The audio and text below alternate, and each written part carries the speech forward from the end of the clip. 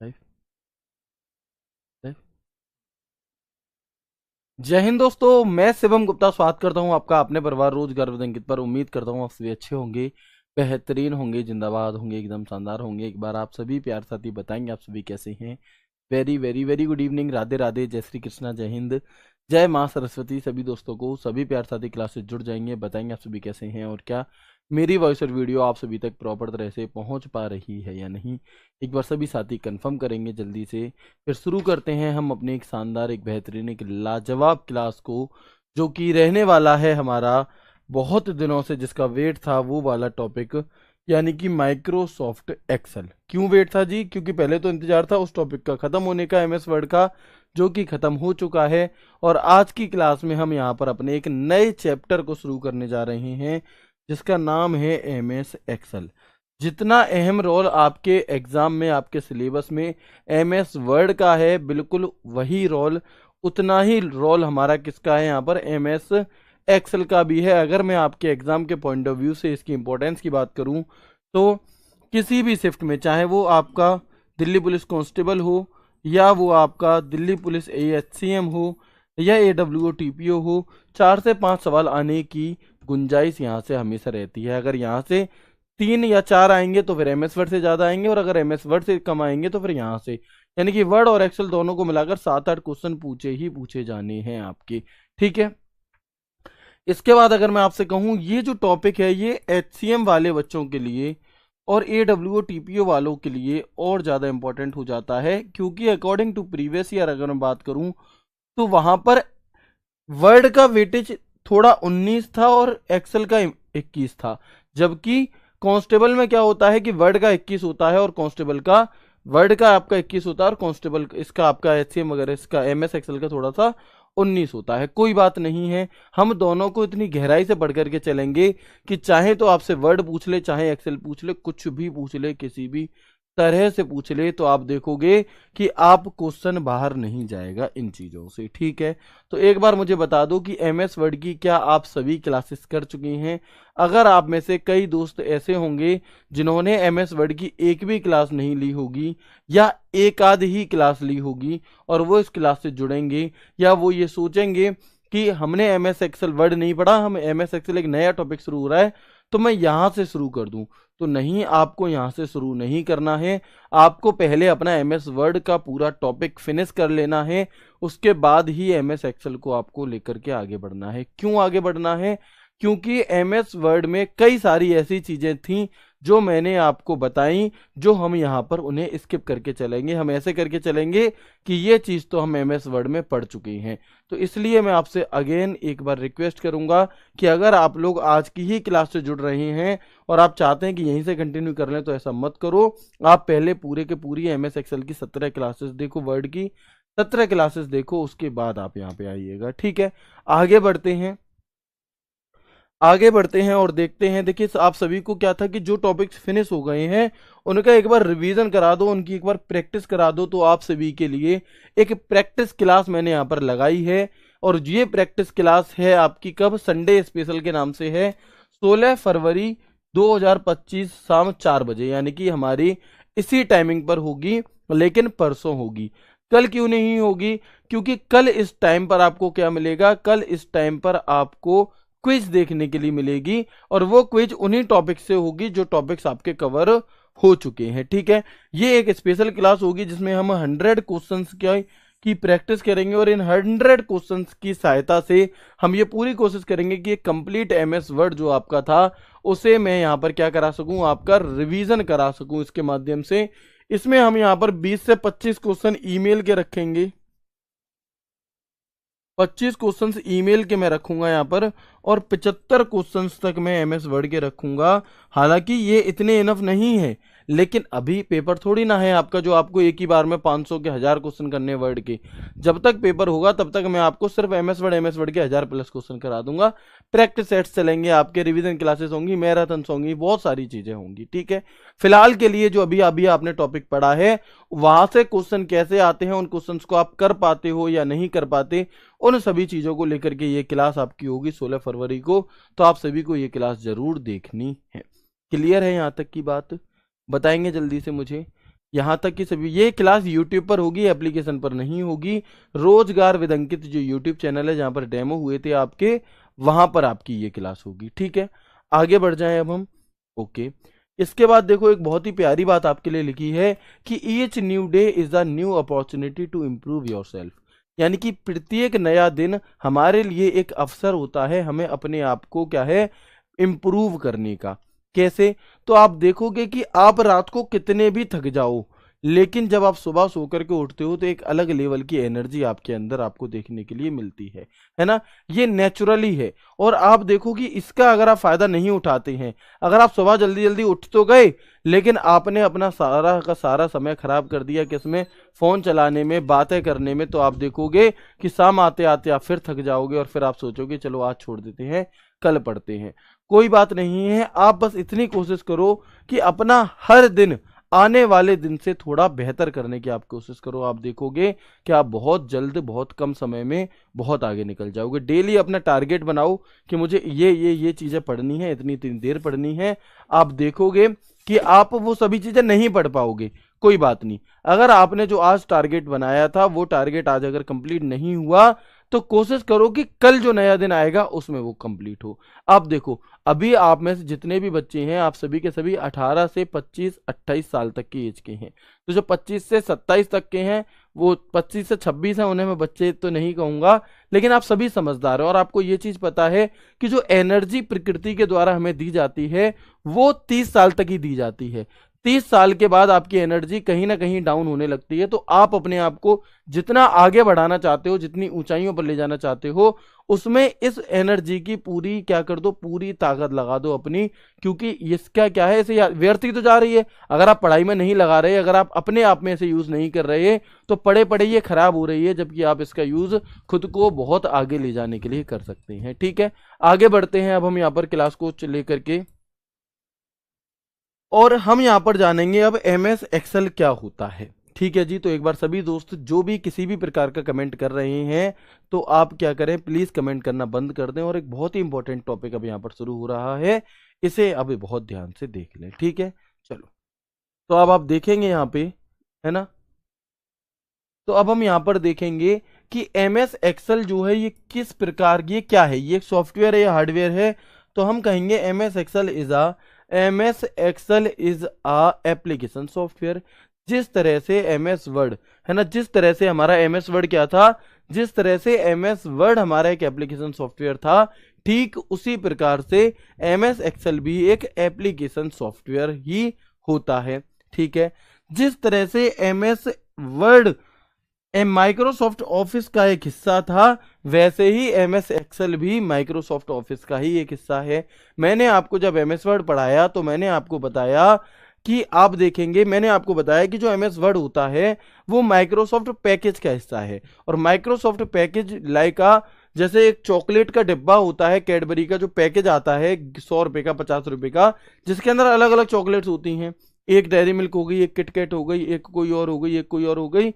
बिल्कुल उसी प्रकार से माइक्रोसॉफ्ट ऑफिस एक पैकेज है। तो इस पैकेज के अंदर एक माइक्रोसॉफ्ट वर्ड था जिसे हम पढ़ चुके हैं, और अब एक आपके सामने यहाँ पर क्या है, माइक्रोसॉफ्ट एक्सेल है। और ये भी उसी चॉकलेट की तरह ही है, जैसे उसमें चॉकलेट होती है दूसरी कंपनी की, ये दूसरा सॉफ्टवेयर है। कोई दिक्कत यहां तक बिल्कुल नहीं होगी। ठीक है, अच्छा MS एक्सेल एक किस प्रकार का सॉफ्टवेयर है, जैसे MS वर्ड जो था वो एक वर्ड प्रोसेसिंग सॉफ्टवेयर था। वर्ड प्रोसेसिंग सॉफ्टवेयर का अर्थ क्या होता है, यानी कि जिसमें आप शब्दों की प्रोसेसिंग, शब्दों का ज्यादा काम होता है, लिखने से संबंधित काम ज्यादा होता है। लेकिन MS एक्सेल एक स्प्रेडशीट सॉफ्टवेयर होता है, एक वर्कशीट प्रोग्राम होता है। अब स्प्रेडशीट या वर्कशीट क्या होती है, तो इसके अंदर हम क्या है, डेटा को सेव करके रखते हैं। जो बड़ी बड़ी कंपनियों के डेटा होते हैं, एम्प्लॉयज की इंफॉर्मेशन होती है, वो सभी चीजें हम इसी के अंदर रखते हैं। धीरे धीरे क्लास आगे बढ़ेगी तो आप इन सभी चीजों को समझोगे भी। ठीक है, आगे बढ़ते हैं। इस सॉफ्टवेयर का इस्तेमाल किस लिए किया जाता है, तो माइक्रोसॉफ्ट एक्सेल का इस्तेमाल स्प्रेडशीट, वर्कशीट और टेबल चार्ट आदि बनाने के लिए किया जाता है। This software is use to create spreadsheet, worksheet and table chart ETC। ठीक है, तो यहाँ तक की बातों में कोई दिक्कत तो नहीं है? एक बार सभी दोस्त यस करके मुझे बताएंगे। हिंदी में लिखा कीजिए भाई, कहाँ से आए हैं आप मुझे ये बताओ मेरे दोस्त कि क्या ये हिंदी नहीं लिखी? अब मैं इसमें और क्या ऐसा कर दूं जो मैं इसे हिंदी में लिख दूं, है ना? तो सॉरी बट ऐसे कमेंट मत किया करो, शोभा नहीं देते तुम्हें, है ना? शोभा नहीं देते। एक अच्छे अच्छे लेवल की तैयारी आप कर रहे हो, कल को तुम कांस्टेबल में जाने के, एसटीएफ में जाने के सपने देख रहे हो, लेकिन बातें आपकी कैसी हैं, है ना? एटलीस्ट पुलिस वाले भी बनो तो ऐसे तो बनो कि पर्सनैलिटी से झलके कि तुम पुलिस वाले हो। ऐसे पुलिस वाले ना बन जाओ कि कोई तुम्हें सीरियस ही ना ले। तो भाई बात भी पुलिस वाली जैसी ही आपको करनी पड़ेगी, और वो चीज आपको अभी से अपने अंदर लानी है, ठीक है? यहां तक की चीज क्लियर है। आगे बढ़ते हैं और देखेंगे लिस्ट ऑफ स्प्रेडशीट प्रोग्राम। जिस तरह से मैंने आपको एमएस वर्ड की एक लिस्ट दी थी, वर्ड प्रोसेसिंग सॉफ्टवेयर की मैंने एक लिस्ट दी थी कि कौन कौन से वर्ड प्रोसेसिंग सॉफ्टवेयर हैं, यानी कि जो काम एमएस वर्ड में किया जाता है वही काम एमएस वर्ड जैसे कुछ और अन्य ऐप होते हैं उनमें भी किया जा सकता है। ठीक उसी प्रकार से एमएस एक्सेल में भी कुछ अलग सॉफ्टवेयर होते हैं, स्प्रेडशीट प्रोग्राम होते हैं जो एमएस एक्सेल के जैसा ही काम करते हैं। कैसे? तो आप देखेंगे कि माइक्रोसॉफ्ट एक्सेल एक स्प्रेडशीट प्रोग्राम है, जो जॉट फॉर्म टेबल्स ये भी हमारा एक स्प्रेडशीट प्रोग्राम है, एप्पल नंबर्स एक स्प्रेडशीट प्रोग्राम है, गूगल सीट स्प्रेडशीट प्रोग्राम है, EtherCalc, Smartsheet, SeaTable, Stackby, LibreOffice Calc, Zoho sheet, Lotus और क्विप, ये जितने भी नाम आपको दिखाई दे रहे हैं ये सभी के सभी स्प्रेडशीट सॉफ्टवेयर के उदाहरण हैं। किसके? ये सभी के सभी आपके स्प्रेडशीट सॉफ्टवेयर के उदाहरण होते हैं। अब बात आती है कि ये हमें याद कैसे होंगे। तो मैं फिर से कहूंगा कि आपको इन्हें याद नहीं करना, आपको इन्हें मात्र 2 से 3 बार पढ़ लेना है। 2 से 3 बार पढ़ने पर जब आपके सामने सवाल आएगा तो आप उसे बहुत ही प्यार से एलिमिनेट कर पाओगे, ठीक है? बहुत आसानी से आप इसे कर लोगे, इस चीज की चिंता आप बिल्कुल भी मत करिए, ठीक है? एक्सेल किस कंपनी का है? माइक्रोसॉफ्ट कंपनी का है। नंबर्स जो स्प्रेडशीट प्रोग्राम है वो किस कंपनी का है? वो एप्पल कंपनी का है। गूगल सीट्स गूगल कंपनी का है आपका, ठीक है? और जो काल्क है ये किस कंपनी का है? ये लिब्रे ऑफिस का यहाँ पर होता है। इतनी सी बात आपको यहाँ पर एक बार देख लेनी है, ठीक है जी?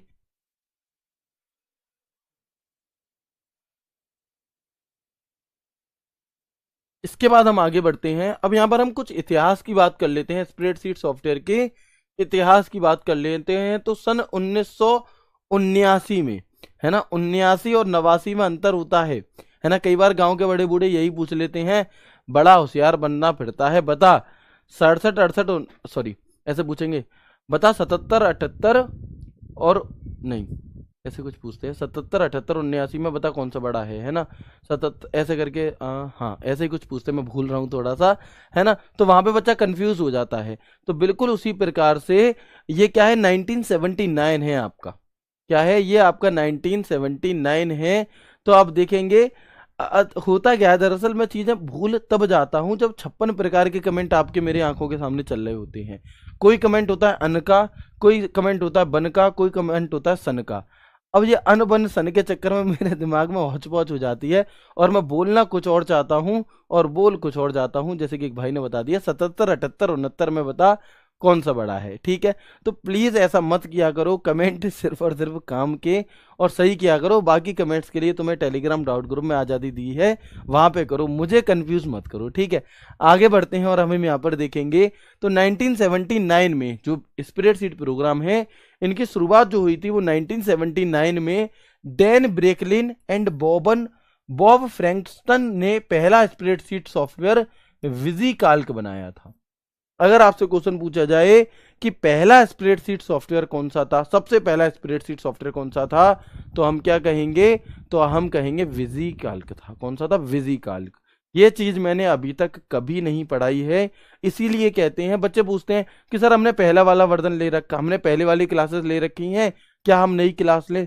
बिल्कुल लो भाई। अगर मैं 10 बार क्लास पढ़ाऊंगा तो हर क्लास अलग मिलेगी, क्योंकि हर बार नई चीजें अपडेट होती हैं, हर बार नई चीजें, तभी तो भाई आपका पैसे लेने का फायदा है, अदरवाइज क्या ही फायदा होगा आपको? तो हर चीज आपको अपडेटेड मिलेगी। तो यहां पर आप देखेंगे कि सबसे पहला जो स्प्रेडशीट प्रोग्राम था वो 1979, वो 1979 में कौन सा था, विजिकाल्क था। ठीक है, इसके बाद माइक्रोसॉफ्ट ने पहला स्प्रेडशीट प्रोग्राम मल्टीप्लान लॉन्च किया था, लेकिन ये जो था ये लोटस 123 करके एक स्प्रेडशीट प्रोग्राम है, उससे प्रतिस्पर्धा में पीछे रह गया।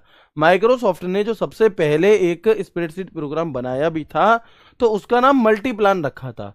ठीक है, लेकिन ये पीछे रह गया। फिर माइक्रोसॉफ्ट दोबारा उठ खड़ा हुआ और उसने 1985 में एक ऐसा वर्जन बनाया कि उसके बाद फिर उसने पीछे मुड़ करके नहीं देखा, है ना, कि बिल्कुल वैसे ही ठुकरा के मेरा प्यार मेरा इंतकाम देखेगी, तो इंतकाम दिखा दिया माइक्रोसॉफ्ट वर्ड ने। और 1985 में माइक्रोसॉफ्ट ने एक्सेल का पहला वर्जन 1.0 को लॉन्च किया, और ये किस कंप्यूटर के लिए किया था, तो मैकिन्टोश कंप्यूटर के लिए किया। इसके बाद एक्सेल 2.0 विंडोज ऑपरेटिंग सिस्टम के लिए आया, जो सबसे ज्यादा लोकप्रिय रहा और इसी की वजह से ये उठ गया। ठीक है, दोबारा मैं रिपीट कर देता हूं जो भी पूरी बातें मैंने आपको बताई। सबसे पहले 1979 में पहला स्प्रेडशीट प्रोग्राम बना, यह माइक्रोसॉफ्ट कंपनी का नहीं है, पहला स्प्रेडशीट प्रोग्राम बना जिसका नाम था विजिकाल्क। क्या था, जिसका नाम था विजिकाल्क। फिर माइक्रोसॉफ्ट ने पहला स्प्रेडशीट प्रोग्राम मल्टीप्लान नाम से बनाया, लेकिन ये लोटस 123 जो एक स्प्रेडशीट प्रोग्राम ही है, उससे क्या हो गया, उससे ये पीछे रह गया। फिर माइक्रोसॉफ्ट दोबारा से खड़ा हुआ और उसने माइक्रोसॉफ्ट एक्सेल 1.0 पहला वर्जन माइक्रोसॉफ्ट एक्सेल का, जिसे हम यहां पर डिटेल में पढ़ने वाले हैं, उसका पहला वर्जन सन 1985 में आपका लॉन्च किया, लेकिन ये मैकिन्टोश कंप्यूटर के लिए था। और इसके बाद जो इसका दूसरा वर्जन आया एक्सेल 2.0 1987 में, ये माइक्रोसॉफ्ट ये विंडोज ऑपरेटिंग सिस्टम के लिए था, जो विंडो आपके और हमारे कंप्यूटर में चलती है, तब से ये सबसे ज्यादा लोकप्रिय हो गया। एक बार बताएंगे, ये बातें आपको आ गई समझ में। अब हम आ जाते हैं कि एमएस एक्सेल का आखिर यूज क्या होता है, एमएस एक्सेल का आखिर हमारा प्रयोग क्या किया जाता है। तो आप देखेंगे कि एमएस एक्सेल का प्रयोग डेटाबेस तैयार करने में किया जाता है। ठीक है, डेटा को व्यवस्थित करने में किया जाता है, डेटा को स्टोर करने में किया जाता है, डेटा को एनालाइज करने में किया जाता है, डेटा एंट्री करने में किया जाता है, कैलकुलेशंस करने में किया जाता है, डेटा को ग्राफ के थ्रू दिखाने के लिए किया जाता है। यानी कि जितना भी डेटा से संबंधित काम होता है वो सभी का सभी हमारा एमएस एक्सेल में होगा। जैसे जैसे जब आप मान लो आप लोगों का रिजल्ट आएगा, ठीक है, जब आप लोग पेपर दे लोगे, पेपर देने के बाद जब आपका रिजल्ट आएगा, तो रिजल्ट नहीं, पेपर देने के बाद जब आंसर की आएगी, तो आप एक बात कहोगे कि सर हमें एक्सपेक्टेड कट ऑफ बता दो कि एक्सपेक्टेड कट ऑफ क्या होगी, है ना। तो वो एक्सपेक्टेड कट ऑफ बताने के लिए हमें आप लोगों से आपका डेटा चाहिए होगा कि आपका किसमें कितने नंबर आए हैं, है ना, किसमें कितने नंबर आपके आए हैं, ये डेटा हमें चाहिए होगा। तो डेटा होता क्या है, डेटा जानकारी होती है एक तरीके की। ठीक है, तो अब हमें डेटा चाहिए होगा आप लोगों से, तो आप देखेंगे कि कैसे गूगल फॉर्म हम आपसे भरवाएंगे, कौन सब्जेक्ट में कितने कितने नंबर आए, तो वो सारी जानकारी हमारे पास एमएस एक्सेल में आएगी। फिर उस डेटा को पहले हमने स्टोर करवा लिया, फिर उस डेटा का मैं करता हूं एनालिसिस, है ना, अंकित सर के साथ मिलकर के हम इसका एनालिसिस करते हैं, और उस डेटा के एनालिसिस के आधार पर आपकी एक एक्सपेक्टेड कट ऑफ निकाली जाती है। या अब मान लो हमारे यहाँ एक मॉक रनिंग ट्रायल हम कराने वाले हैं और उसमें हमें आप लोगों को बुलाना है, तो हम क्या करेंगे, आपको गूगल फॉर्म देंगे, उसमें हम आपका डेटा लेंगे, आपसे जानकारी लेंगे कि कुल कितने बच्चे हैं जो इसमें आने वाले हैं, है ना। तो वो जानकारी भी किसके द्वारा, तो इस प्रकार के जो डेटा होते हैं डेटा मैनेजमेंट वगैरह में हम यहाँ पर एमएस एक्सेल का प्रयोग कर रहे होते हैं, कोई दिक्कत नहीं होगी। Uses of MS Excel, data entry को स्टोर, डेटा एंट्री करना और उसको भविष्य के लिए स्टोर करके रखना, है ना, कैलकुलेशन करने के लिए, डेटा को एनालाइज करने के लिए, रिपोर्टिंग एंड विजुअलाइजेशन, रिपोर्ट्स को बढ़िया तरह से बनाने के लिए, कैलेंडर वगैरह बनाने के लिए, ये यहां पर हम इसका प्रयोग कर रहे होते हैं। इस प्रकार की जो भी आपकी यहां पर रिपोर्ट्स होती हैं, उन्हें हम एमएस एक्सेल के थ्रू ही बहुत अच्छे से रिप्रेजेंट कर सकते हैं। कोई दिक्कत यहां तक, ठीक है, वेरी गुड। ये भी इसके यूज ही हैं, आपके डेटा एंट्री परफॉर्मिंग जो बात वहीं लिखी थी वही बात आपकी यहाँ पर है। अब version of M S Excel की अगर मैं बात करूं कि एम एस एक्सेल के अभी तक कुल कितने वर्जन आ चुके हैं, कौन सा वर्जन कौन सा था, तो एक बार हम इस पर भी नजर मारेंगे, है ना। एक बार हम इस पर भी नजर मारेंगे और हम देखेंगे कि माइक्रोसॉफ्ट एक्सेल का जो पहला वर्जन है हमारा वो कब लॉन्च हुआ। तो मैंने अभी अभी आपको बताया माइक्रोसॉफ्ट वर्ड का पहला वर्जन 1985 में हुआ, जबकि एम एस वर्ड का पहला वर्जन किस वर्ष लॉन्च हुआ था, आप मुझे बताएंगे। एम एस वर्ड का पहला वर्जन किस वर्ष लॉन्च हुआ था, तो वो 1983 में हुआ था, जबकि माइक्रोसॉफ्ट एक्सेल का जो पहला वर्जन 1.0 है ये 1985 में लॉन्च हुआ है। ठीक है, इसके बाद के जो वर्जन है उन्हें आपको स्किप कर देना है, क्योंकि ऐसे कितने वर्जन याद रखोगे। लेकिन कुछ महत्वपूर्ण वर्जन मैं आपको बता रहा हूं। एक माइक्रोसॉफ्ट एक्सेल का वर्जन 11 कब आया, 2003 में आया। माइक्रोसॉफ्ट एक्सेल का वर्जन 12 कब आया, 2007 में आया। और जब ये 2007 वाला वर्जन आया तो एमएस एक्सेल में कुछ बड़े बदलाव देखने के लिए मिले, है ना। कुछ बड़े बदलाव देखने के लिए मिले, जैसे कि एक्सटेंशन नेम जो था वो अब बदल गया, नंबर ऑफ कॉलम और नंबर ऑफ रो और कॉलम की संख्या भी बदल गई। पहले वाले 2003 वाले वर्जन में नंबर ऑफ रो कम होते थे और अब क्या है, number of row and number of columns बढ़ गए। कितने बढ़ गए, किस तरह से बढ़ गए, वो हम अभी आगे की क्लास में आपको बताएंगे। ठीक है, चलो इसके बाद हम आगे बढ़ते हैं। इसके बाद माइक्रोसॉफ्ट एक्सेल का 14वां वर्जन आपका कौन सा है, 2010 में आपका आया। अब कई बार आपसे सवाल ऐसे पूछ लिया जाता है, बताओ एमएस एक्सेल का वो कौन सा वर्जन है जो कभी लॉन्च ही नहीं हुआ। तो आप कह देंगे कि एमएस एक्सेल का वो 13वां वर्जन है जो कभी लॉन्च ही नहीं हुआ। क्योंकि जिस प्रकार हम लोग कहते हैं हम लोग क्या कहते हैं, जैसे मान लो कोई हमें क्या दे रहा है, मान लो काजू कतली बटने आई, ठीक है, काजू कतली बटने आई तो किसी ने एक दे दी है, हमने उसे खा ली। अब हमने उसे कही भाई एक और दे दे, उसने एक और दे दी, हमने वो भी खा ली। फिर हमने कही भैया ना एक और दे दे, उसने एक और दे दी। अब हम उससे कह रहे हैं यार ये तो 3 हो गई और 3 तिगाड़ा काम बिगाड़ा होता है, अब एक और दे। तो वो कहेगा मैं क्यों दूं, तू मुझे वापस कर दे, 2 ही ले ले। नहीं, उसकी तो हम मुट्ठी बांध लेते हैं, नहीं ये नहीं जाएगी, अब मेरा 3 तिगाड़ा काम बिगाड़ा हो जाएगा, एक और चाहिए। तो ऐसे जुगाड़ बना के हम 4 ले लेते हैं। ठीक है, तो बिल्कुल उसी तरह से जैसे हम 3 तिगाड़ा को क्या मानते हैं, अशुभ मानते हैं, वैसे ही भैया अंग्रेजों ने क्या सोचा कि 13 नंबर क्या होता है, अशुभ होता है, इसलिए उन्होंने 13 को अशुभ मान करके 13वां वर्जन ही लॉन्च नहीं किया और 12 के बाद डायरेक्ट 14वां वर्जन लॉन्च कर दिया। तो एक बार ऐसा सवाल आपसे पूछा गया था, है ना, एक बार ऐसा सवाल आपसे पूछा गया था कि बताओ एमएस एक्सेल का वो कौन सा वर्जन है जो कभी लॉन्च ही नहीं हुआ, तो हम कहेंगे वो 13वां वर्जन है जो कभी लॉन्च नहीं हुआ। ठीक है, आगे बढ़ते हैं। आगे बढ़ते हैं इसके बाद एमएस एक्सेल का 15वां वर्जन कौन सा है आपका, तो हम कहेंगे सन 2013, है ना, सन 2013। एमएस एक्सेल का जो 2016 वर्जन है, एमएस एक्सेल 2016, वो 16वां वर्जन था। माइक्रोसॉफ्ट एक्सेल वर्जन 17 नंबरवा वर्जन 2019, हम कहते हैं ना एमएस एक्सेल 2019 वो 17वां वर्जन है। एमएस एक्सेल 2021 वो 18वां वर्जन है। और जो सबसे लेटेस्ट है आपका एमएस एक्सेल 2024, वो हमारा 19वां वर्जन है। वो हमारा कौन सा वर्जन है, 19वां वर्जन है। तो अगर आपसे ऐसे पूछा जाए, अगर आपसे ऐसे पूछा जाए कि बताएं जो 2000 एमएस एक्सेल 2024वां वर्जन है ये कौन से नंबर का है, तो ये हमारा 19वें नंबर का वर्जन है। क्या सभी याद करने हैं, अगेन मैं कहूंगा नहीं याद करने, बस 1 से 2 बार देख लेने हैं। ऑप्शन के माध्यम से आप इन्हें अपने आप एलिमिनेट कर पाओगे। और कैसे एलिमिनेट करते हैं, कैसे नहीं एलिमिनेट करते, तो आप देखोगे किस तरह से एलिमिनेट करते हैं। तो आप देखोगे कि परसों जब आपकी क्लास होगी ना, उस क्लास में मैं आपको सिखाऊंगा कि कैसे एलिमिनेट करके आप हर एक सवाल को सही कर पा रहे होगे। बस आप इतना काम करके आना कि आप रिवाइज करके आना सभी चीजों को, है ना, पूरा चैप्टर आप एक बार रिवाइज जरूर करके आइएगा। इसके बाद हम आगे बढ़ते हैं extension name of MS Excel. जिस प्रकार से मैंने आपको एमएस वर्ड के एक्सटेंशन नेम लास्ट में बताए थे कल, है ना, जिस प्रकार से मैंने आपको MS वर्ड के एक्सटेंशन नेम लास्ट में बताए थे, वैसे ही हम यहाँ पर MS एक्सेल का एक्सटेंशन नेम शुरुआत में जान लेते हैं। अब आपके मन में एक बात आएगी, सर एक्सटेंशन नेम होता क्या है? तो एक्सटेंशन नेम हमें हमारी फाइल की पहचान कराता है कि ये कौन सी फाइल है आपकी, है ना, किस टाइप की फाइल है।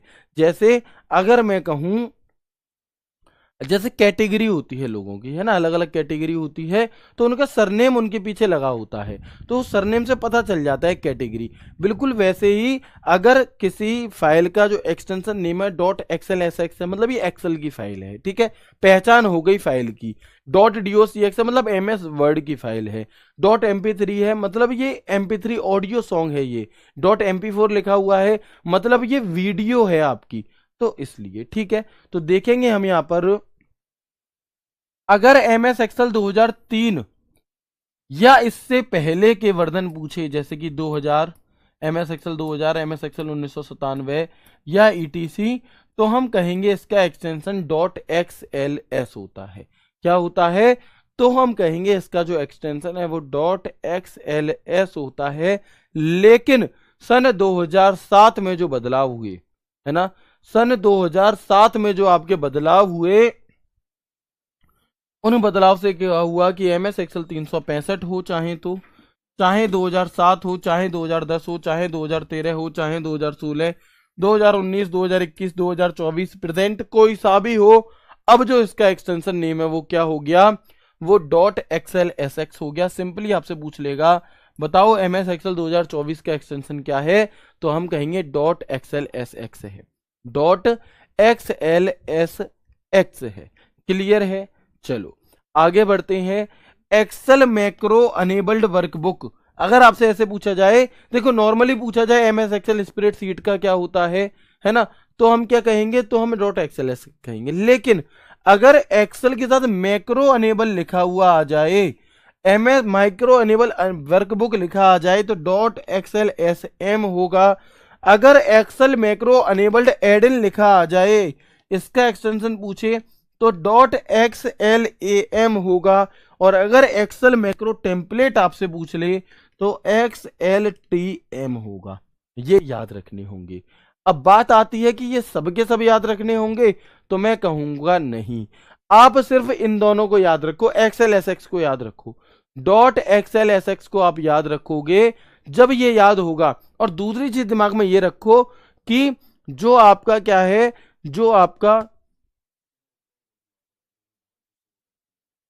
ठीक है, तो आप यहां पर देखोगे कि जो यहां पर क्या है, अगर एक्सेल के अलावा भी कुछ और लिखा है मैक्रो अनेबल, तो समझ जाओ अब इसमें एम भी आएगा, यानी कि .xlsm हो जाएगा। और अगर यहां पर टेम्परेट लिखा हुआ है, तो .xltm होगा। अगर एडन लिखा हुआ है, तो .xlam होगा। ठीक है, ये चीज अभी पहली पहली बार पढ़ रहे हो, तो हो सकता है थोड़ी सी कॉम्प्लिकेटेड आपको लग रही हो, लेकिन मेरा विश्वास मानिए, जब मैं आपके सामने सवाल दूंगा तो आप बहुत अच्छे से कर लोगे। साथ के साथ सवाल मैं इसलिए नहीं ला रहा क्योंकि साथ के साथ आंसर देना कोई बहुत बड़ी बात नहीं है, लेकिन इन चीज़ों को जब आप थोड़े लंबे समय तक याद रख सको, रिवीजन करके एक आध हफ्ते बाद जब आप सवाल को करो, तब भी अगर आप करवा रहे हो, तो आप सच्चे मायने में चीज़ों को सीखे होगे। तो इसीलिए अब हम यहाँ पर क्या करेंगे, है ना, इसीलिए अब हम यहाँ पर परसों की क्लास में MS वर्ड और MS वर्ड और आपके ईमेल वाले टॉपिक से संबंधित सभी क्वेश्चंस को कर रहे होंगे। ठीक है, चलो क्लियर है यहां तक? बताएंगे जल्दी से। तो एक्सटेंशन नेम आपको समझ में आ गया। अब बात आती है कि MS एक्सेल को स्टार्ट कैसे करें, MS एक्सेल को आरंभ कैसे करें। ठीक है,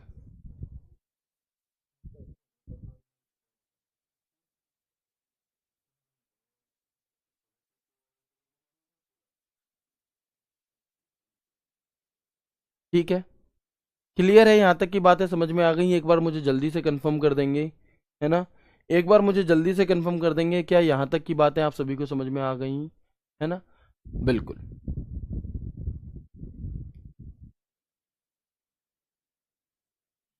है ना, कुछ भी खतरनाक नहीं है, बहुत आसान है। जब आप क्वेश्चन के माध्यम से इसे देखोगे, तो आपका दिमाग, आपका दिल अपने आप उत्तर दे देगा, आपको कुछ भी नहीं करना पड़ेगा। ठीक है, आगे बढ़ते हैं। इसके बाद आगे बढ़ते हैं और बात करते हैं एम एस एक्सेल को ओपन कैसे किया जाए, है ना। एम एस एक्सेल को क्या किया जाए, ओपन कैसे किया जाए। जो ये कमेंट अगर बार बार कॉपी पेस्ट करें तो उन्हें तुरंत ब्लॉक कर देना, ठीक है।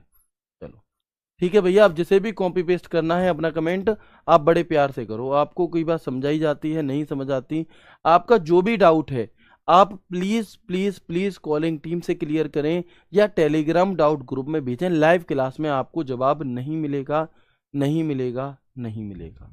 ठीक है, सॉरी, है ना। उसके लिए मैं आपको सॉरी बोलता हूँ, दिल हाथ जोड़ करके सॉरी बोलता हूँ, लिख करके सॉरी बोलता हूँ। कहो तो घर पे आके सॉरी बोल दूं, लेकिन संभव नहीं है कि मैं लाइव क्लास में सबको मना सकूं, सबकी बातों का जवाब दे सकूं। ठीक है भाई, तो प्लीज कोऑपरेट किया करें, इससे आप ही का नुकसान होता है।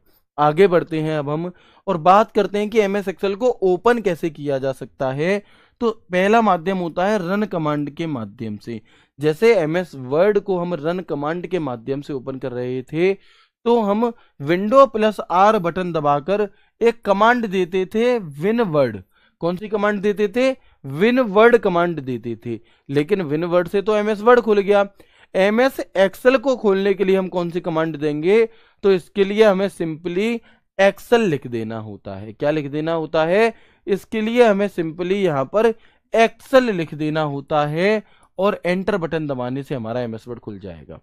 ठीक है, चलो इसके बाद हम देखेंगे स्टार्ट बटन का क्या काम है। स्टार्ट बटन पर जाओ, ऑल प्रोग्राम्स में जाओ, माइक्रोसॉफ्ट ऑफिस में जाओ और एक्सेल में जाकर के आप इसे ओपन कर सकते हैं। या फिर अगर आपने अपने टास्क बार में, या फिर अगर अपने टास्क बार में इसे आपने पिन कर रखा है तो वहां से भी खोल सकते हैं। तो ये कुछ तरीके हैं। सर्च बार जो होता है, सर्च करके, है ना, सर्च बार में एक्सेल लिखो और एंटर बटन दबा दो, तो आप देखोगे तो भी आपका एक्सेल खुल गया। तो ये एक्सेल को खोलने के कुछ क्या होते हैं, तरीके होते हैं। ठीक है, वेरी गुड, है ना। आगे बढ़ेंगे। अब जब मान लो एमएस एक्सेल हमने ओपन किया, क्या किया, जब हमने यहाँ पर एमएस एक्सेल को ओपन किया तो देखो कैसे कर रहा हूं मैं। स्टार्ट मेन्यू पर गए और यहाँ पर हमें एक्सेल को ढूंढेंगे, कहाँ है ये, क्या, हमने इस पर क्लिक किया तो एमएस एक्सेल आपके सामने खुल गया। ये जो चीज आपके सामने खुली है ये क्या है, ये हमारा एमएस एक्सेल है ना। ये क्या है हमारा, ये हमारा एमएस एक्सेल होता है। अगर अभी नहीं दिखाई दे रहा तो अब दिखाई देगा।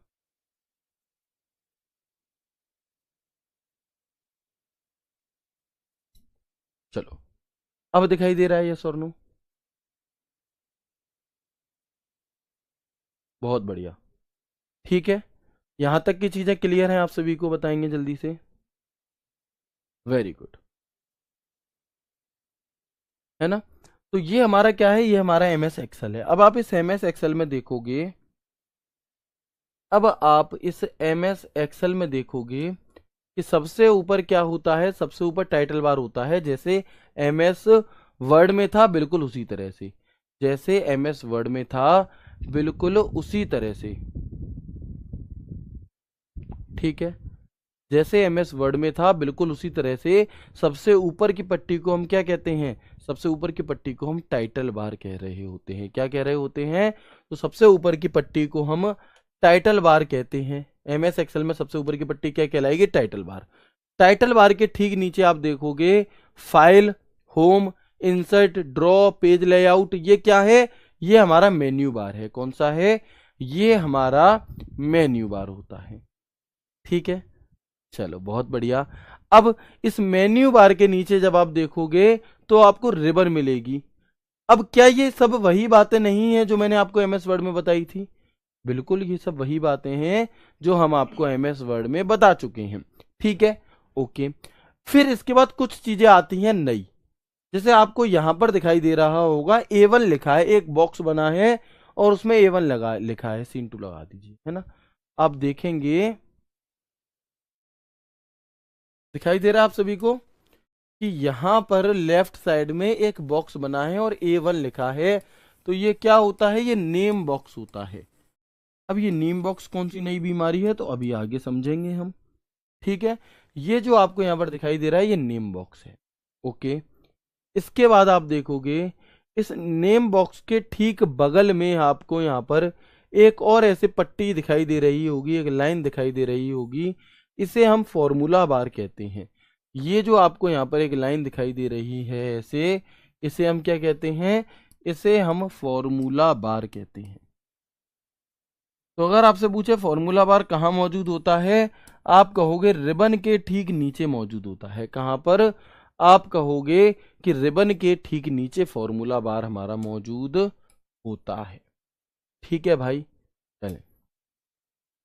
इसके बाद आप देखेंगे कि यहां पर आपको ए बी सी डी दिखाई दे रही होगी, A B C D E F ऐसे करके चलता ही रहेगा सिस्टम। तो ये कॉलम होते हैं। ये क्या होते हैं? ये हमारे कॉलम होते हैं। ठीक है। इसके बाद आप लेफ्ट साइड में देखोगे तो 1 2 3 4 5 6 ऐसे दिखाई देगा। ये क्या होती हैं? ये हमारी रो होती हैं। ये क्या होती हैं? ये हमारी रो होती हैं। और इन रो और कॉलम के मिलने से चौकोर जो बॉक्स बन रहे हैं, ये सेल कहलाते हैं। मैं सभी चीजें रिपीट करूंगा, परेशान ना हो, दोबारा से देखेंगे। ये सेल है, मतलब देखो, ये जो है, ये लंबाई में जो है ये कॉलम है। ये जो ए है, ये ए एक पूरा कॉलम है नीचे तक। ये जो एक है ये हमारी रो है। ये क्या है? ये रो है। अब एक कॉलम और एक रो के मिलने से यहां पर क्या बना? एक बॉक्स बन गया। इस बॉक्स को हम सेल कहते हैं। क्या कहते हैं? इस बॉक्स को हम सेल कहते हैं। अब एक बार थ्योरी के फॉर्म में समझ लो इन्हीं चीजों को। तो देखो, पहले तो यहाँ पे फोटो के माध्यम से समझ लेंगे। जो चीजें मैंने वहां पर आपको एमएस एक्सेल ओपन करके दिखाई, बिल्कुल उसी तरह से। कैसे? Very good. तो आप यहां पर देखेंगे कि एमएस एक्सेल में सबसे ऊपर की पट्टी को हम क्या कहते हैं? तो एमएस एक्सेल में जो सबसे ऊपर की पट्टी होती है, इसे हम टाइटल बार कहते हैं। क्या कहते हैं? इसे हम टाइटल बार कहते हैं। इस टाइटल बार के ठीक बाईं ओर क्या मौजूद होगा? तो बताओ, एमएस वर्ड के टाइटल बार के बाईं ओर में क्या मौजूद होता है? तो आप कहोगे कि भैया यहां पर हमारा क्विक एक्सेस टूल बार मौजूद होता है। अब अगर आप कहें कि मैं क्विक एक्सेस टूल बार को हिंदी में बताऊं, तो मैं नहीं बताऊंगा, क्योंकि ये पेपर में हिंदी में नहीं आएगा। जो लोग कह रहे हैं कि फॉर्मूला बार को हिंदी में बताओ, नहीं बताया जा सकता। आपको समझ में आए या नहीं आए, बट भाई हिंदी में जब पूछा ही नहीं जाएगा, तो मैं हिंदी में क्यों बताऊं? क्यों बताकर आपका कंफ्यूजन बढ़ाऊं? आप समझदार हैं, आप एक अच्छे एग्जाम की तैयारी कर रहे हैं, तो थोड़ा सा इतना दिमाग में आपको लाना पड़ेगा कि जो चीजें जिस तरह से पूछी जाती हैं, आपको उसी तरह से पढ़नी पड़ेंगी, है ना। फिर चाहे आपको कम समझ में आए, चाहे आपको दोबारा पढ़ना पड़े, या कैसे भी, वो फिर आपको देखना होगा थोड़ा सा, है ना। लेकिन जो सच है वो सच ही रहेगा। मैं आपको बहलाने के लिए, मैं आपको फुसलाने के लिए हिंदी उसकी बता दूं और वो आपके पेपर में ना आए, तो वो चीज़ नहीं हो पाएगी। ठीक है भाई। मैं आपकी जो भी काम करूंगा, सिर्फ और सिर्फ आपके भले के लिए करूंगा। चाहे वो आपको समझ में उस टाइम नहीं आए, लेकिन बाद में जरूर आएगी। जो लोग इस बात से गुस्सा हो जा रहे हैं कि सर आप हमारा कमेंट नहीं पढ़ रहे या नहीं पढ़ोगे, हमने बैच लिया, हमने तो भैया आपको 4-5 करोड़ रुपए दे दिए, और आप क्या है, आप हमारा कमेंट ही नहीं पढ़ रहे, तो भाई नहीं पढ़ा जा सकता, क्योंकि वो उसमें आपकी भलाई नहीं है। आपकी भलाई क्लास को ध्यान से करके लेने में है। ठीक है। सर मेरी उम्र 17 साल है, मैं फॉर्म भर सकता हूँ। भाई गूगल है तुम्हारे पास, तुम उन चीज़ों को तो तुरंत सर्च कर लेते हो जो तुम्हें नहीं करनी चाहिए, लेकिन जो तुम्हारी काम की चीज़ें हैं वो तुम पे सर्च नहीं हो रही हैं, है ना। उसके लिए तुम्हें एक स्पेशली टीचर फ़ोन करके तुम्हें बताए कि भैया हाँ क्या क्या समस्या है, ये समस्या ऐसे ऐसे, तो वो संभव नहीं है बाबू, ऐसे सिलेक्शन नहीं हो पाएगा। प्लीज़, मेरी बातें कड़वी हो सकती हैं, लेकिन ये सच है। तो प्लीज़ इन्हें जितनी जल्दी समझ जाओगे अच्छा है, नहीं समझोगे कोई बात नहीं। सीट जितनी भी आएंगी वो सब भरी जाएंगी, खाली कोई नहीं जाएगी, है ना। तुम ये सोचो कि तुम नहीं पढ़ोगे तो सीट खाली चली जाएगी, नहीं, सीट भरी जाएगी। परेशान आप बिल्कुल ना हो, है ना। आगे बढ़ेंगे, आगे बढ़ेंगे और हम यहाँ पर देखेंगे कि सबसे ऊपर टाइटल बार, टाइटल बार के ठीक नीचे क्या है आपका? टाइटल बार के ठीक नीचे हमारा मेन्यू बार मौजूद होता है, जैसे एमएस वर्ड में था, ठीक उसी प्रकार से, है ना, ठीक उसी प्रकार से। आगे बढ़ेंगे, चलो। इसके बाद हम आगे बढ़ेंगे और देखेंगे, है ना, इसके ठीक नीचे हमारा मेन्यू बार के ठीक नीचे क्या होती है, रिबन होती है। ठीक है जी, एमएस वर्ड में भी रिबन थी। अब जो नई चीज है वो ये है कि इस रिबन में यहाँ पर आपको नेम बॉक्स देखने के लिए मिलेगा। क्या देखने के लिए मिलेगा आपको, ये एक नेम बॉक्स होता है। अब नेम बॉक्स का काम क्या है वो मैं आपको आगे बताऊंगा, बस आप लोकेशन समझ लो यहाँ पे कि ये जो लिखा हुआ है ये नेम बॉक्स है। ठीक है, इसके बाद जो ये एक पट्टी आपकी है ये फॉर्मूला बार है। ये क्या है, ये पट्टी आपकी फॉर्मूला बार होती है, फॉर्मूला बार होती है। ठीक है, ये जो है हमारी ये 1 2 3 4 5 6 7 8 7 करके ये रो इंडिकेटर्स हैं, यानी कि ये रो हैं हमारी, ये रो की संख्या बताती हैं। और जो ये ABCD करके हैं ये हमारे कॉलम हेडर हैं। ये क्या है, ये हमारी कॉलम की हेडिंग से हैं। ठीक है, इसके बाद आप आगे देखेंगे। ठीक है, इसके बाद आप आगे देखेंगे। ठीक है, इसके बाद आप आगे देखेंगे तो यहाँ पर आपको स्क्रॉल बार देखने के लिए मिलता है, नीचे हॉरिजॉन्टल स्क्रॉल बार और इसे वर्टिकल स्क्रॉल बार देखने के लिए मिलता है। इन्हीं सब चीज़ों को जो आपको बोर्ड PDF में देखने के लिए मिल जाएगी, तो आप इसे देख सकते हो कि कौन सी चीज़ को क्या कहा जाता है। वो यहाँ पर बखूबी दर्शाया गया है कि जो सबसे नीचे की पट्टी होती है इसे स्टेटस बार कहते हैं, जैसे MS वर्ड में कहते थे। और इस स्टेटस बार के दाईं ओर क्या मौजूद होगा, दाईं ओर आपका जूम मौजूद होगा और व्यू स्लाइडर मौजूद हमारा यहाँ पर होता है। ठीक है, बिल्कुल। तो ये उन्हीं चीज़ों की क्या है, ये आपके कौन सी चीज़ को क्या कहते हैं, वही सब चीज़ें आपको यहाँ पर देखने के लिए मिल रही होंगी। तो एक बार आप सभी दोस्त मुझे कंफर्म कर दो, यहाँ तक की बात समझ में आई, यस और नो। नहीं आई है तो मुझे बता देंगे, मैं एक बार रिवाइज करा दूंगा, आपको दोबारा बता दूंगा, कोई दिक्कत नहीं है। फिर हम आगे बढ़ते हैं, है ना। क्विज बाद में दे सकते हैं, बिल्कुल दे सकते हो। कहाँ होगी क्विज, एप्लीकेशन में होगी। ठीक है, चलो बहुत बढ़िया, बताएंगे जल्दी से।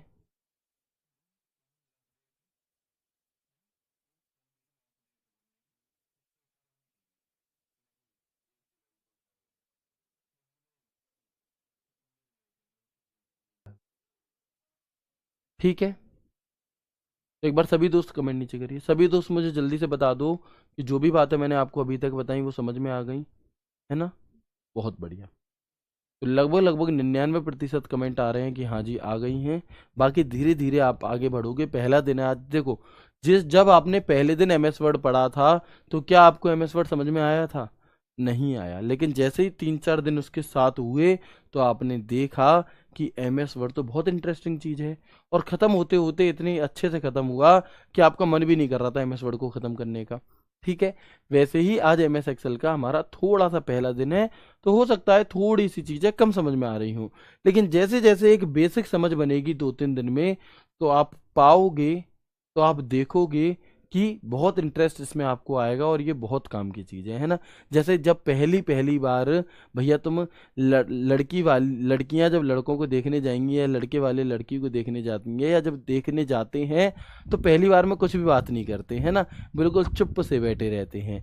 लेकिन जब शादी हो जाती है और जब 6 7 महीने या 1 आध साल या 5 साल हो जाती हैं, फिर देखो भाई साहब चुप कराए से कोई चुप नहीं होता। ठीक है, तो बिल्कुल वैसे ही आप समझ सकते हो कि यह पहला दिन है ना, पहली मुलाकात है, तुम्हें थोड़ा कम समझ में आ रहा है। लेकिन 2 3 दिन में जब आप घुल मिल जाओगे इसकी हर एक चीज़ से, तो फिर एक सीक्वेंस की तरह से आप चलने लगोगे बड़े प्यार से, और हर एक चीज़ आपको अच्छे से समझ में आएगी। और फिर ये पीछे की भी चीज़ें समझ में आ जाएंगी। जैसे आप लोगों ने देखा होगा, जब आप कोई मूवी देखते हैं तो कुछ मूवी सस्पेंस वाली होती हैं, मतलब इंटरवल हो गया और हमें समझ में नहीं आया कि ये हो क्या रहा है इस मूवी में, लेकिन इंटरवल के बाद एक ऐसा ट्विस्ट आता है, उस ट्विस्ट से पूरी फिल्म क्लियर हो जाती है। अच्छा ये चीज इसलिए हुई थी, अच्छा ये इसका बेटा था, अच्छा ये इसकी सास थी, अरे वाह क्या मूवी थी, है ना। तो उसके लिए पेशेंस रखना होगा, उसके लिए आपको पूरी मूवी देखनी पड़ेगी। इसी तरह से आपको थोड़ा सा पेशेंस रखना होगा। अगर कुछ 19 भी समझ में आया है तो बहुत अच्छे समझ में आएगा आगे। ठीक है सर, आप डीप चले जाते हो तो भैया डीप चले जाते हो, तो ये तो फायदे वाली बात है नुकसान वाली बात है, खुद से पूछो। ये अगर कोई कह दे कि ये नुकसान वाली बात है तो मैं डीप जाना बंद कर दूंगा। ठीक है, ठीक है, अब हम आगे बढ़ते हैं। और देखेंगे एक शब्द होता है हमारा एमएस एक्सेल से ही संबंधित वर्कबुक। एमएस एक्सेल से रिलेटेड एक शब्द होता है हमारा वर्कबुक। तो वर्कबुक क्या होता है? जिस प्रकार से एमएस वर्ड की फाइल को क्या कहते हैं? डॉक्यूमेंट कहते हैं, है ना। जिस प्रकार से एमएस वर्ड की फाइल को डॉक्यूमेंट कहते हैं, ठीक उसी प्रकार से एमएस एक्सेल की जो फाइल होती है उसे हम वर्कबुक कहते हैं। क्या कहते हैं? उसे हम वर्कबुक कहते हैं। तो यह एक एक्सेल फाइल होती है जिसके अंदर कई वर्कशीट होती हैं जिनमें डेटा स्टोर किया जाता है। मतलब एमएस वर्ड की जो फाइल है उसे डॉक्यूमेंट कहा जाता है, और डॉक्यूमेंट के अंदर क्या है? डॉक्यूमेंट के अंदर पेज होते हैं। वैसे ही एमएस एक्सेल की फाइल को वर्कबुक कहा जाता है, और वर्कबुक के जो पेज होंगे उन्हें हम वर्कशीट कहते हैं। उन्हें हम क्या कहते हैं? उन्हें हम वर्कशीट कहते हैं। ठीक है भाई, चलो इसके बाद वर्कबुक क्या होती है? तो कलेक्शन ऑफ वर्कशीट क्या कहलाएगी? वर्कबुक कहलाती है। या कलेक्शन ऑफ स्प्रेडशीट क्या कहलाती है? वर्कबुक कहलाती है। ऐसे ही कलेक्शन ऑफ पेजेस क्या कहलाएगा आपका? तो कलेक्शन ऑफ पेजेस डॉक्यूमेंट होता है। ठीक है, क्योंकि डॉक्यूमेंट के अंदर पेज है तो पेजेस का कलेक्शन डॉक्यूमेंट है। वैसे ही वर्कबुक के अंदर वर्कशीट या फिर हमारी क्या है? स्प्रेडशीट है। तो कलेक्शन ऑफ वर्कशीट या फिर collection of spreadsheet are called क्या कहलाएगी? आपकी वर्कबुक कहलाएगी। ओके। एमएस एक्सेल में किसी फाइल को डिफॉल्ट किस नाम से सेव किया जाता है? तो याद रखना, बुक 1 के नाम से। यह बिल्कुल उसी प्रकार से है जैसे एमएस वर्ड में किसी फाइल को जब हमने कुछ भी सेव नहीं किया, है ना, जब हमने एमएस वर्ड में किसी फाइल को कोई भी नाम नहीं दिया तो एक टेम्परेरी नाम उसे दिया जाता है डॉक्यूमेंट 1, है ना। तो उसे एक टेम्परेरी नाम दिया जाता है डॉक्यूमेंट 1।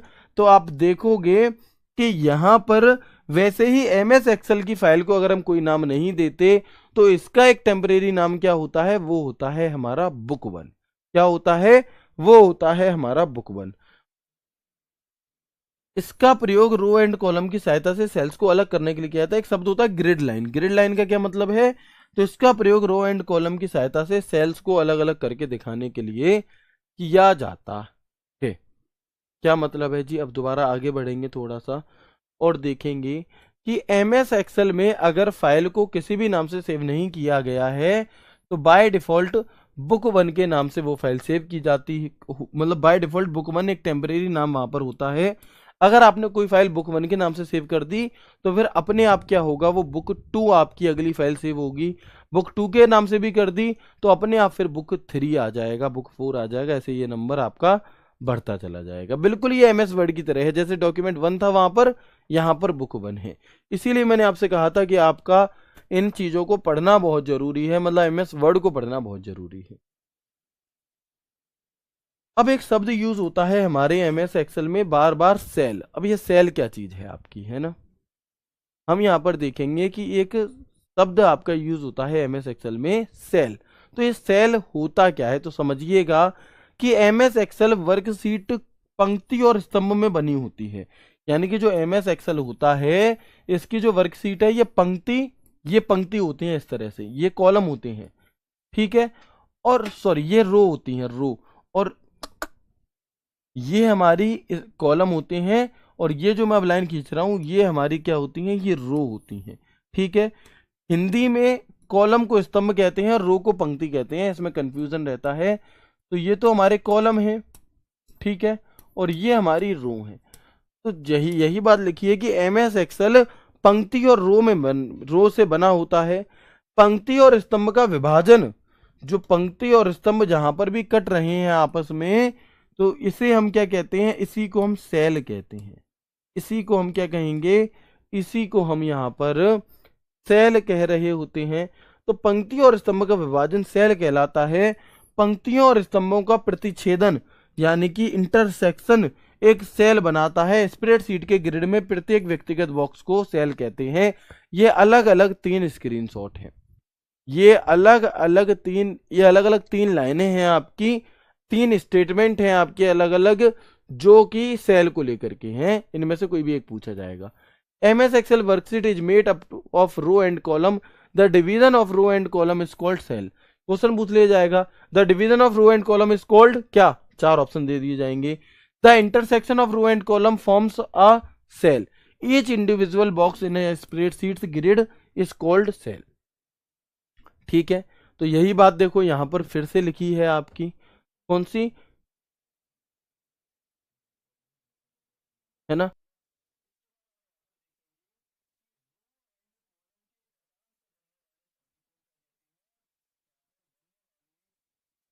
को सेल कहा जाता है। क्या कहा जाता है, बनने वाले बॉक्स को सेल कहा जाता है। खाना है, खाना यानी कि box. The box made by cutting of row and column is called cell. MS Excel का बेसिक बिल्डिंग ब्लॉक क्या कहलाता है, सेल कहलाता है। और एक्सेल की सबसे छोटी इकाई कौन सी होती है, तो वो भी हमारी सेल ही होती है। आप देख सकते हैं जैसे ये एक कॉलम है और ये एक रो है, तो इस कॉलम और रो के मिलने से जो ये एक बॉक्स बनता है, इस कॉलम और रो के मिलने से जो ये एक बॉक्स बनता है, इसी बॉक्स को हम सेल कहते हैं, है ना। इन्हीं बॉक्स को हम क्या कहते हैं, छोटे छोटे बॉक्स जितने बन रहे हैं प्रत्येक क्या है, ये अपने आप में एक सेल है। ठीक है, तो इसके बाद हम देखेंगे एक और लास्ट चीज, सेल पॉइंटर क्या चीज होती है। तो एक्सेल में कर्सर को सेल पॉइंटर कहते हैं, क्योंकि यह हमेशा एक सेल को इंगित करता है। तो अगर आपसे पूछे एक्सेल में सेल पॉइंटर क्या है, तो कर्सर को ही सेल पॉइंटर कहा जाता है। अब जो भी बातें बहुत थोड़ी सी मैंने आपको आज की क्लास में बताई, मैं इनको एक बार आपको रिवाइज करा देता हूँ, आप परेशान ना हो। ठीक है, एक बार जो भी चीज़ें मैंने आपको आज की क्लास में बताई हैं, वो सभी चीज़ें मैं आपको क्या करा देता हूँ, रिवाइज करा देता हूँ। ठीक है, तो बिल्कुल दोबारा और शुरू से सभी चीज़ों को समझने का प्रयास करेंगे, कोशिश करेंगे। एमएस एक्सेल एक एप्लीकेशन सॉफ्टवेयर है, जैसे एमएस वर्ड एक एप्लीकेशन सॉफ्टवेयर था, वैसे ही एमएस एक्सेल भी एप्लीकेशन सॉफ्टवेयर है। एमएस एक्सेल माइक्रोसॉफ्ट ऑफिस का एक हिस्सा है। एमएस एक्सेल एक स्प्रेडशीट प्रोग्राम है और इसका प्रयोग स्प्रेडशीट बनाने के लिए ही किया जाता है। ये कुछ स्प्रेडशीट सॉफ्टवेयर के नाम हैं आपके अलग अलग। फिर जो पहला स्प्रेडशीट था उसका नाम विजीकाल्क था। फिर 1982 में आपका माइक्रोसॉफ्ट ने मल्टीप्लान बनाया जो कि फ्लॉप हो गया। फिर 1985 में एक्सेल का पहला वर्जन आपका लॉन्च हुआ और 1987 में आपका दूसरा वर्जन विंडोज के लिए आपका लॉन्च हुआ। ठीक है, चले, क्लियर है यहाँ तक। इसके बाद आप देखेंगे कि इसका प्रयोग किस लिए किया जाता है या कौन कौन से वर्जन है। तो पहला वर्जन 1985 में आया, आपका 11वां वर्जन 2003 में आया, 12वां वर्जन आपका 2007 में आया। तो यहाँ पर मैंने आपको इनके कुछ वर्जन के बारे में बताया। फिर हम बात करेंगे एक्सटेंशन नेम की, कि कौन कौन से हमारे एक्सटेंशन नेम है। तो हम कहेंगे एमएस एक्सेल 2003 का एक्सटेंशन पूछेगा तो .xls, 2003 के बाद का कोई भी वर्जन पूछेगा तो .xlsx। अगर एक्सेल मैक्रो अनेबल वर्कबुक का पूछेगा तो .xlsm। ठीक है, मैक्रो अनेबल वर्कबुक। ठीक है, एक्सेल अनेबल्ड एड इन का पूछेगा तो .xlam, और एक्सेल मैक्रो टेम्पलेट का पूछेगा तो .xltm। अब याद करने के जुगाड़, टेम्पलेट लिखा है तो टेम्पलेट से टी हो गया, मैक्रो लिखा है तो एम हो गया। तो इस प्रकार से आप यहां पर ऑप्शन को एलिमिनेट कर लेते हैं। एक्सेल को ओपन कैसे करते हैं, रन कमांड के माध्यम से, वहां पर सिर्फ एक्सेल कमांड देनी होगी।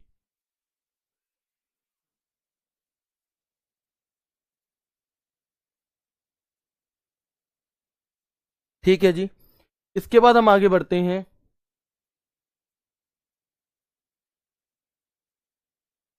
है ना। इसके बाद हम आगे बढ़ेंगे। और वर्कबुक क्या होता है, तो जैसे एमएस वर्ड में फाइल होती, डॉक्यूमेंट, फाइल को डॉक्यूमेंट कहते हैं, बिल्कुल उसी प्रकार से, है ना, बिल्कुल उसी प्रकार से हम यहाँ पर एमएस एक्सेल फाइल होती है जिसके अंदर कई वर्कशीट होती हैं जिनमें डेटा स्टोर किया जाता है। Workbook a collection of worksheet, a collection of spreadsheet.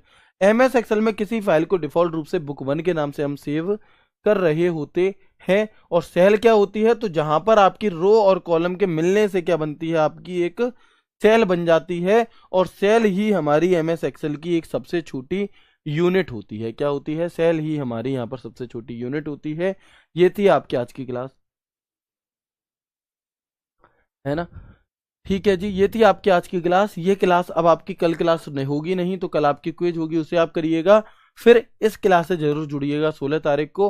अब हमारी क्लास एमएस एक्सेल का नेक्स्ट पार्ट होगी 17 तारीख को, यानी कि सोमवार को शाम 4 बजे।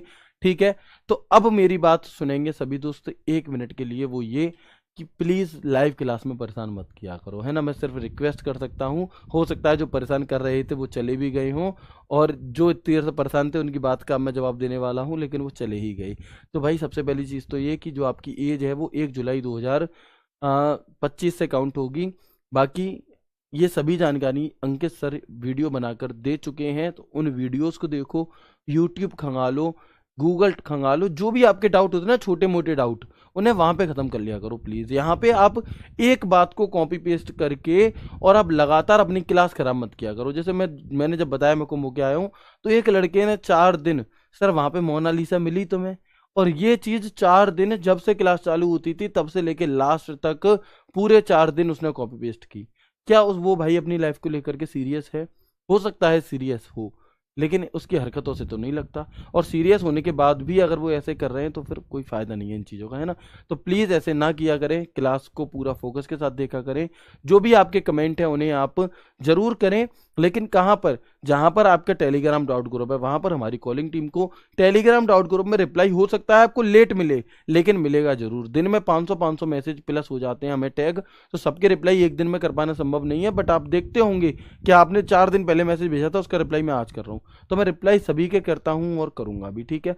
बाकी आप सभी को पता है कि आज 14 फरवरी 2025 है, और आज से ठीक 6 साल पहले 14 फरवरी 2019 को पुलवामा अटैक में हमारे देश के हमारे हमारे वीर जवान 40 वीर जवान शहीद हो गए थे। तो उन सभी को नमन है, हमें याद रखना चाहिए उन सभी के बलिदानों को, जिनकी वजह से हम अपने घर पर महफूज हैं, अब हम और हमारा परिवार महफूज है ना। उनके बलिदानों को सोचिए, उन परिवारों पर क्या बीतती होगी जिन्होंने अपने लाल, जिन्होंने अपने पिता, जिन्होंने अपना भाई खोया होगा। उनके लिए ये दिन एक ब्लैक डे से कम नहीं है, और हमारे लिए भी एक ब्लैक डे से कम नहीं है, क्योंकि वो हमारे ही परिवार का हिस्सा हैं, हम हमारा ही परिवार है, ठीक है। तो बिल्कुल जिस प्रकार आप अपने बर्थडे वाले दिन अपने अपने दोस्तों के बर्थडे को याद रखते हो, है ना, उसी प्रकार से हमें अपने भाइयों के इस दिन को भी हमें याद रखना चाहिए, और उन्हें याद करना चाहिए। एटलीस्ट पूरी साल में एक दिन तो हम उन्हें याद कर ही सकते हैं, जिन्होंने अपने प्राणों को का बलिदान कर दिया हम लोगों के खातिर, ठीक है। तो मिलते हैं आपसे सोमवार को मतलब संडे को इस क्लास में, और फिर सोमवार को एक नई क्लास के साथ। क्लास कैसी लगी टेलीग्राम डॉट ग्रुप में ज़रूर बताइएगा। मिलते हैं आपसे, तब तक के लिए राधे राधे। ख्याल रखिए अपना, अपनों का, खुश रहिए, ईमानदारी से पढ़ते रहिए, है ना, और थोड़ी सी समझदारी लाइए, ठीक है। तब तक के लिए राधे राधे, जय श्री कृष्णा, जय हिंद।